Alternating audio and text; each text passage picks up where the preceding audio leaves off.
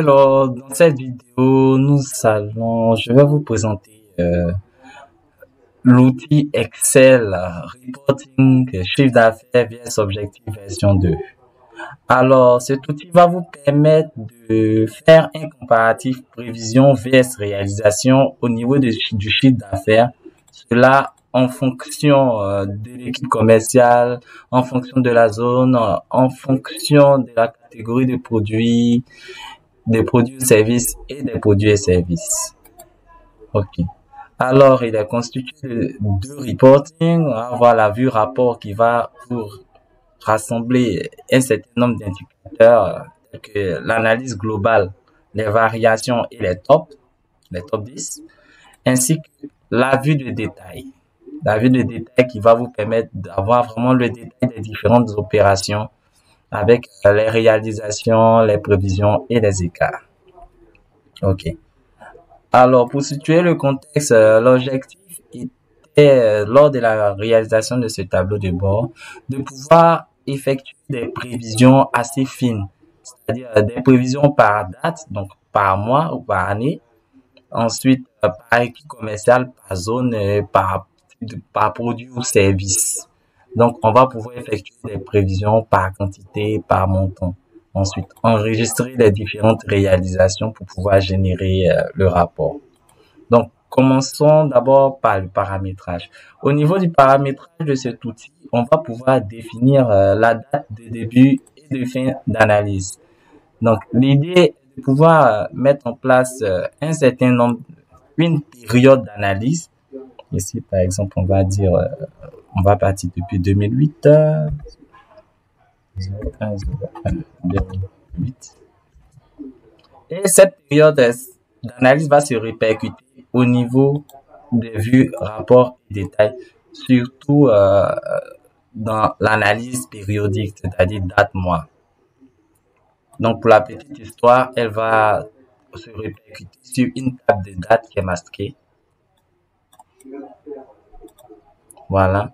Qui va générer toutes les dates sur toute la période d'analyse. Donc, par défaut, la période d'analyse est de 5 ans. Ok. Donc, replaçons ici 2009. Voilà. Ok. Donc, on va définir notre date de début et de fin d'analyse, la date de fin étant générée automatiquement. Ensuite, on va pouvoir définir les différentes équipes commerciales. Il faut savoir qu'on peut générer jusqu'à 999 équipes commerciales.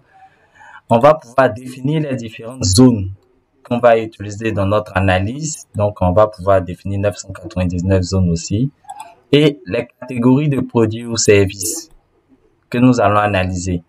Donc, nous allons pouvoir enregistrer les différentes catégories de produits et services. Il faut savoir que pour ces différents éléments, nous avons utilisé la fonctionnalité des tables de Excel. Donc, si vous voulez rajouter une nouvelle équipe, vous avez qu'à saisir le nom de votre équipe sur la dernière ligne et automatiquement elle est prise en compte. Même chose pour les zones, même chose pour les catégories de produits.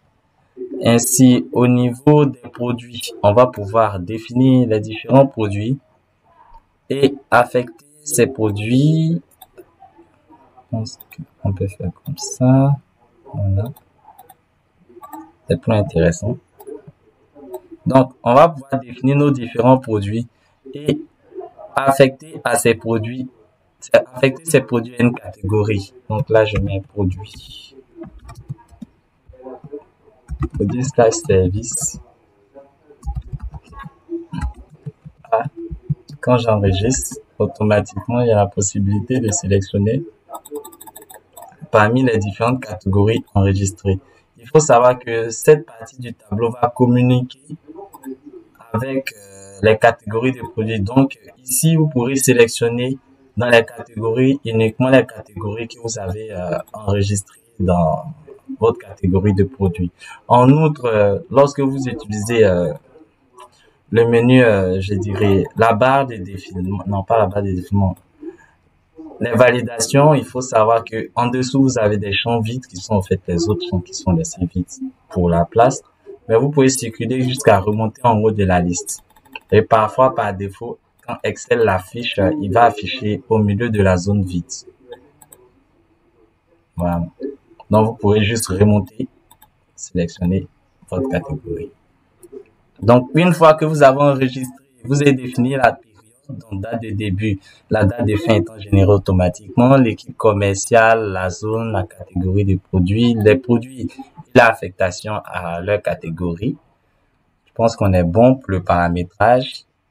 On peut aller maintenant définir nos prévisions. Dans la définition des prévisions, vous allez pouvoir rentrer. On va pouvoir rentrer, attendez encore. Voilà, c'est plus intéressant. Dans la définition des prévisions, on va pouvoir rentrer la date de la prévision, l'équipe commerciale, la zone concernée par cette prévision, le produit ou service concerné par cette prévision, la quantité prévue et le montant prévu.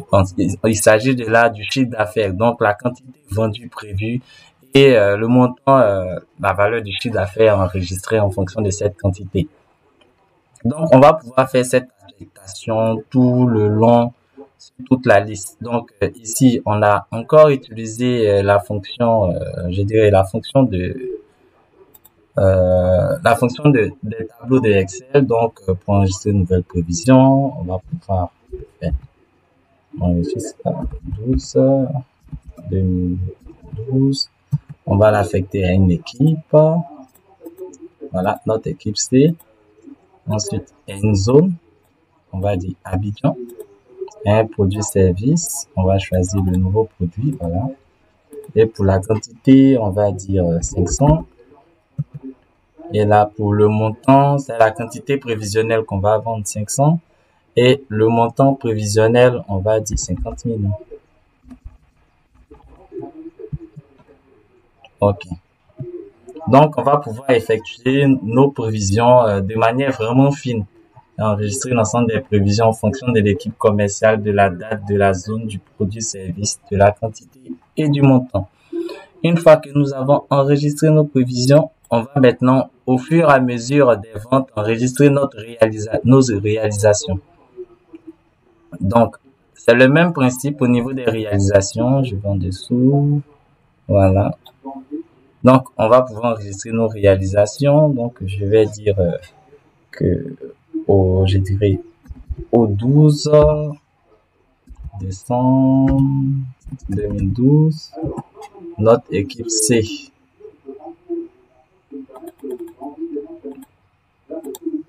a enregistré, attendez que je fasse un tour sur les prévisions. Voilà. Au niveau de Abidjan, c'est ça. Donc, notre équipe C a enregistré au niveau de Abidjan.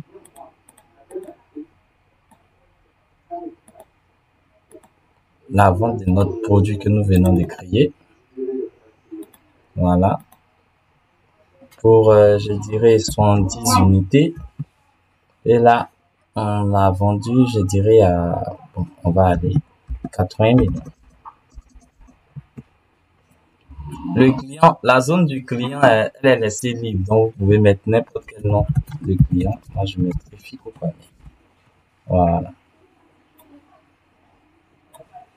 Bon, faciliter la navigation. Je vais afficher la boulette à ce niveau et j'enregistre. Alors, une fois que vous avez fini de paramétrer, de mettre en place vos paramètres, de définir les prévisions, les réalisations, avant d'analyser sur la vue rapport, n'oubliez pas de faire actualiser tout parce que Excel n'actualise pas les tableaux croisés dynamiques automatiquement. Il faudra chaque fois que vous voulez générer le rapport, faire actualiser tout. Bon, c'est un défaut du Excel. Il ne gère pas tout en temps réel. Donc, pour faire les calculs, il faudra vraiment analyser.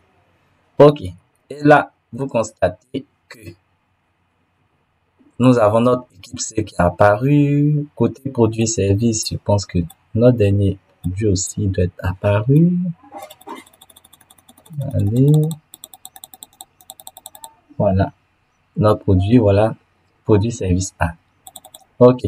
Donc, pour chaque élément que vous allez enregistrer, vous allez, comment dirais-je, dès que vous les définir dans le paramètre les prévisions et les réalisations, il va apparaître automatiquement dans le rapport et le détail. Bon, automatiquement, je dirais, n'oubliez pas encore de cliquer sur actualiser tout avant, dans la rubrique données, actualiser tout pour pouvoir générer le rapport. Donc, explorons notre rapport. Sur la première et la deuxième ligne, vous avez d'abord les filtres. Les filtres qui vous permettent de filtrer l'ensemble des données au niveau du rapport, car les filtres sur les deux pages sont connectés. Donc, vous allez pouvoir filtrer l'ensemble des données du rapport, cela par année. Ensuite, voilà, par mois. Ensuite,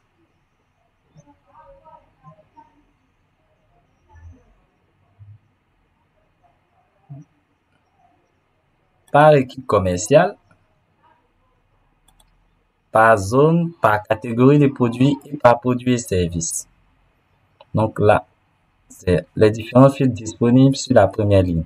Ensuite, sur la seconde ligne, nous avons l'analyse. Déjà, les valeurs globales, à savoir au centre, nous avons le total, la valeur totale des réalisations pour la période, pour la quantité et pour le chiffre d'affaires. Ensuite, en dessous, nous avons les prévisions, donc la valeur prévue pour la quantité et le chiffre d'affaires. Ensuite, les écarts, écarts sur quantité, écarts sur chiffre d'affaires. Donc, comme je le disais, l'ensemble du tableau étant synchronisé, lorsque vous ferez un filtre, le filtre sera appliqué automatiquement à notre indicateur.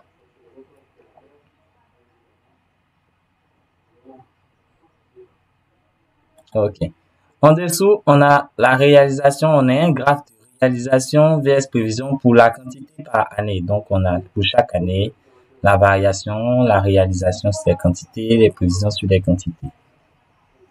Ensuite, en face, on a réalisation vs prévision du chiffre d'affaires par année avec son évolution sur les différentes années d'analyse.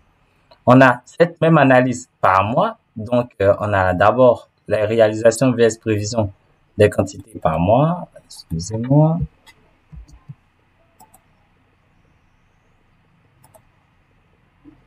Voilà. Ensuite, on a la réalisation vs prévision du chiffre d'affaires par mois. Donc, on a vraiment l'évolution des différents éléments pour chaque mois. Ensuite, on a le top 10 quantité réalisation vs prévision par équipe commerciale. Donc, on va avoir pour chaque équipe commerciale les réalisations, donc par quantité, les prévisions, l'analyse des écarts, tant au niveau de la quantité qu'au niveau du chiffre d'affaires par équipe commerciale. Ensuite, on a le même top, mais cette fois-ci par zone. Donc, pour chaque zone, on a la quantité, donc quantité réelle, quantité prévisionnelle, écart. Écart, il faut savoir que écart, c'est quantité, réalisation moins prévision. Et on a le chiffre d'affaires aussi. Je dirais le top 10 du chiffre d'affaires, réalisation vs prévision par zone. Ensuite, on a le top 10 des quantités par catégorie de produits, le top 10 par catégorie de produits, tant au niveau des quantités qu'au niveau du chiffre d'affaires sur la réalisation vs prévision. Et enfin, on a la quantité, l'analyse du top 10 quantité, réalisation vs prévision par produit et service cette fois-ci. Donc, c'est une analyse vraiment qui est poussée sur les principaux axes d'analyse existants au niveau de nos paramètres. Donc, on a l'analyse en fonction de l'équipe commerciale, en fonction de la zone, en fonction des catégories de produits et services. Voilà. En fonction des catégories produits et services et en fonction des produits et services eux-mêmes. Donc, il faut savoir que c'est les 10 premiers qui sont récupérés en termes de réalisation. Donc, tant les 10 premiers en termes de réalisation par quantité qu'en termes de réalisation par chiffre d'affaires. OK. Ensuite, faisons l'analyse de type 1. Voilà. On a la vue de détail qui va récupérer le détail des opérations. L'objectif est la vue de détail. sera de pouvoir partir d'une analyse globale et repérer un élément qui nous intéresse et voir le détail. Par exemple, là, on a l'équipe d'Abidjan, on va voir les différentes ventes pour l'un des produits. Bon, 10, ouais, business, voilà. On a les différentes ventes. Quand on rentre dans la vue des détails, on a vraiment ce filtre-là sur les deux éléments. Donc, vous pourrez partir de ce point de vue général pour aller dans le détail, pour voir vraiment ce qui s'est passé. Et dans le détail, nous avons en plus des filtres, les dates, l'équipe commerciale concernée, la zone de produits-services, la catégorie de produits-services, la quantité réalisée, le montant réalisé, le montant, il faut parler, il faut penser chiffre d'affaires. Ensuite, la quantité prévue, le montant prévu en termes de chiffre d'affaires. Ensuite, l'écart sur quantité, l'écart sur montant. Okay. Donc, le gros avantage de cet outil est de pouvoir vraiment effectuer cette analyse fine en termes de prévision des réalisations côté chiffre d'affaires. Moi, je pense qu'il sera très utile pour l'analyse des performances au niveau de votre département commercial. Alors, pour toute question, pour tout besoin de tableau de bord, n'hésitez pas à nous contacter et nous vous remercions. Allez, à une prochaine fois.